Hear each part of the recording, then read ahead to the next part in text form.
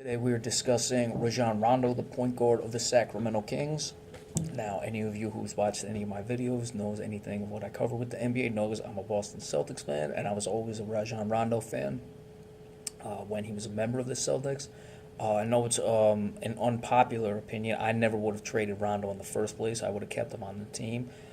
The trade is looking a lot better for the Celtics as time progresses, because you do have Jay Crowder, who's playing very well, and Dallas actually may very well miss the playoffs this season, and they got the first-round draft pick. Now, I don't believe it can go above 12 or 7. It can't be any higher of a draft pick than 7 or something like that for the Celtics, so they can't necessarily get into the lottery where they're trying with the Brooklyn pick to be in the top 5 or anything like that, but still, if you can get a top 10 pick with that and a top 5 pick with the Brooklyn pick, then it certainly would look good. But that's besides the point. We want to discuss Rondo this season playing for the Sacramento Kings. Really having an impressive bounce-back year. Just under 12 points per game at 11.9. And assists, he's up to 12 assists per game. That is his highest total in his career, and he's put up some big-time assist numbers. 2010, 2011, he had 11.2. 2011, 2012, 11.7, and 2012, 2013, 11.1 assists per game. That was, of course, the last one was the year he injured his ACL. Only played 38 games that season. Did get above 10 assists in 2014, 2015 while he was still a member of the Celtics. Then he went to Dallas, and we all know what happened there. It was a disaster, but he's come back. They've played 56 games. The Kings have this year. He's played in 54 of them. And he's certainly having a very good year. 6.3 rebounds per game as well. He already has 5 triple-doubles. Now, people would know Rajon Rondo for his triple-double prowess. A lot of those have come in the playoffs, actually. The most he ever had was in 2011, 2012, where he had 6. And he's already got 5 thus far this year, 27 career. And remember, that 2011, 2012 year was the lockout shortened season. There was only 66 games that were played, and he only played in 53 of them, so certainly he was putting up assists at a very rapid pace. Now, going back to, we'll start there with the 2011-2012 season. He was third-team All-NBA. I believe that was his best year of his career.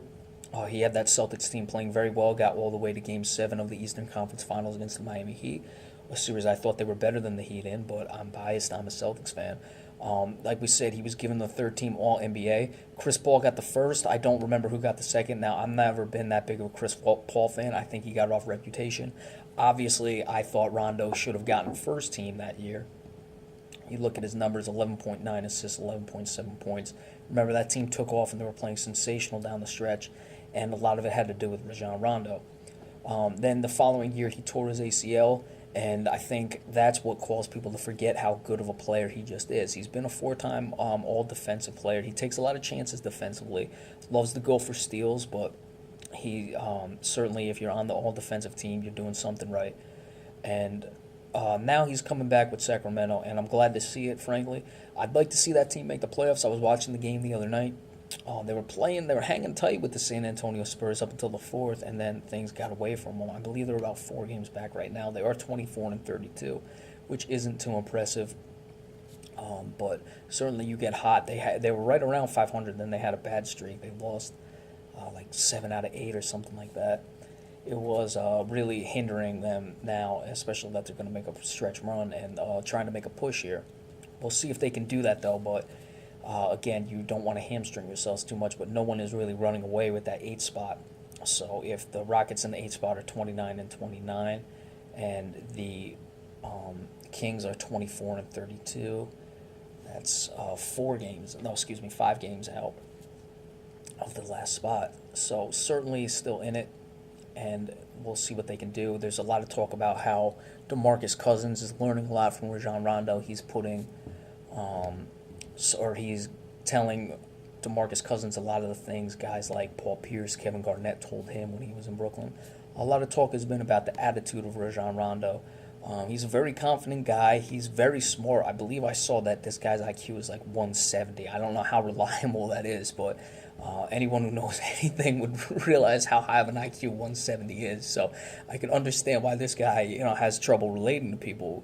His IQ is just so above and beyond incredible.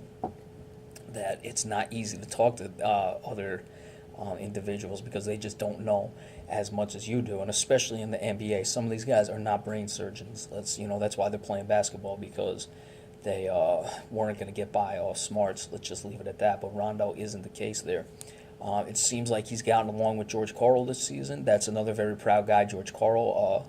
I was just seeing reports that him and DeMarcus Cousins seem to be back on the same page now, but certainly there have been reports of guys not getting along with George Karl. So I haven't heard anything about Rondo not getting away or getting along with him. So I just wanted to give that little hats off to Rajon Rondo. Again, having a very good year this year, just under 12 points, at 12 assists. That's his highest of his career. If he can get this team in the playoffs, we'll see if he can make an All-NBA team. And certainly only on the one-year contract with the Sacramento Kings, and I'm guessing that after the year he's having, a lot of people and a lot of teams will be vying for his services in the offseason. The New York Knicks would probably be one team.